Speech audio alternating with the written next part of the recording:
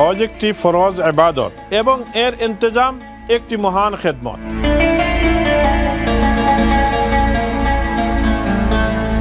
পবিত্র কুরআনে কারিমে আল্লাহ সুবহানাহু ওয়া তাআলা ইরশাদ ফরমান, তোমরা আল্লাহর জন্য হজ এবং উমরা পালন করো।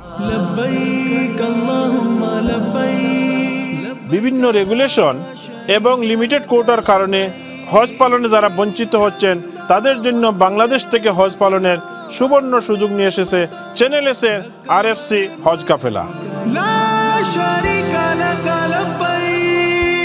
এই সফরে হজ গাইড হিসাবে ইনশাআল্লাহ আমি আপনাদের সাথে থাকব। আপনার সফরের একটি অংশ RFC হজ কাফেলার মাধ্যমে সরাসরি পৌঁছে যাবে 26টি চ্যারিটি সংস্থায়। আল্লাহ তাআলা আপনার হজ এবং সাদাকাকে কবুল করুন, আমিন।